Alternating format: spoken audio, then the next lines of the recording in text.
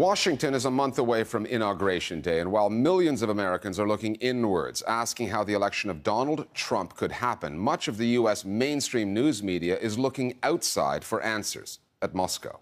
Talk of Russian hacking of Democratic Party emails jumped back into the headlines December 9th, when on the same day that President Obama ordered a full review of the available evidence by all 17 U.S. intelligence agencies, the Washington Post reported that one of those agencies, the CIA, was already more certain than the others, pointing the finger at the Kremlin. But what stuck out about the Post's story was that there was no indication that it was based on information from a CIA source. The newspaper said it spoke to a, quote, senior U.S. official, which could mean there were members of Congress, probably Democrats.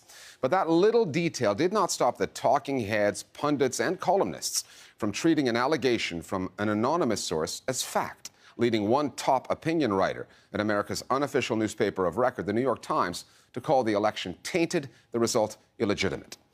The reporting of intelligence leaks, again, anonymously sourced, helped take the U.S. to war once in Iraq. And with all this talk of breached firewalls and enemies at the gates, one has to wonder where this story is going. Our starting point this week is 1301 K Street in Washington, the newsroom of the Washington Post.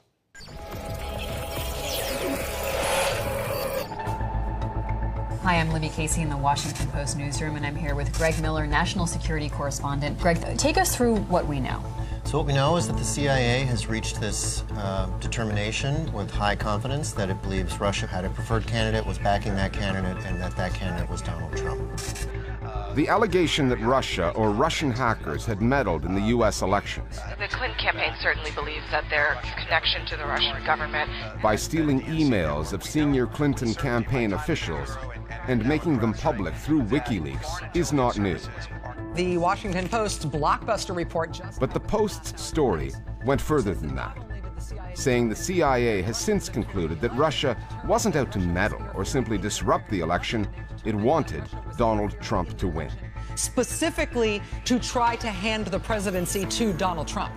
It revealed for the first time that the CIA had changed its assessment of why Russia did in fact hack the election, and that they now believe it was because Russia affirmatively wanted Trump to be president, as distinct from trying to just undermine confidence generally. It's interesting to see how there's already been this very kind of dogmatic partisan divide where some Republican politicians are actually opposing the CIA. Intelligence has been politicized in the Obama administration to a very significant degree. Claiming that Russia had nothing to do with potential election hacking, whereas many Democrats are jumping on board. You're carrying water for the Kremlin. I'm not carrying water for the... You're making...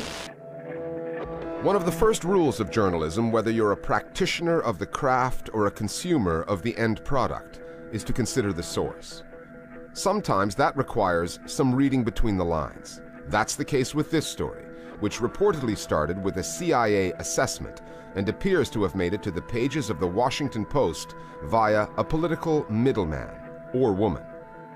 The story is based on the information from a senior U.S. government official. This person, according to the article, did not see the briefing or the assessment. He or she is only relaying information provided to him or her by someone else who saw the assessment.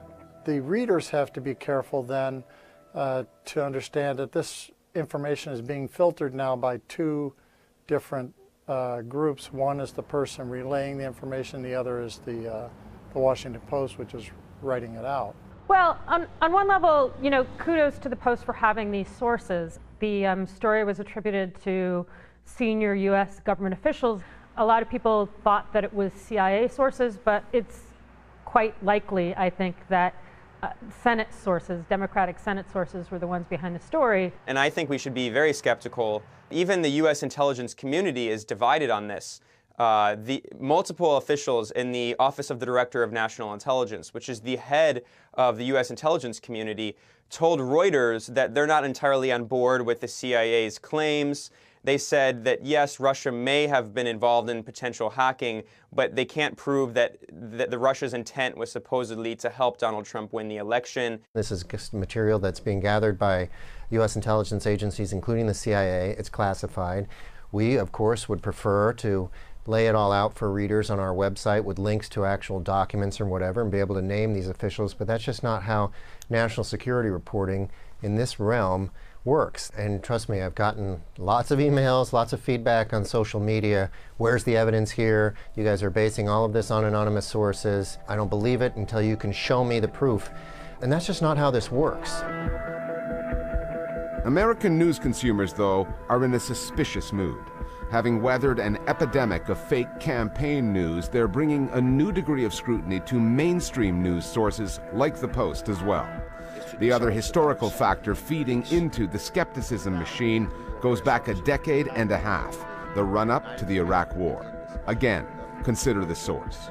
Those stories about Saddam Hussein's WMDs and his links to al-Qaeda, both of which proved non-existent, most came from intelligence agencies like the CIA and were spread to Americans through multiple news outlets, the Washington Post among them. Journalism that often lacked nuance and the necessary diligence. And this is one of the things that got us in trouble with reports about weapons of mass destruction. The reports by the intelligence community were actually very nuanced and complete, but when they were leaked and then subsequently interpreted, people were drawing conclusions that they shouldn't have. This is the concern that one has to have in reading the Washington Post article.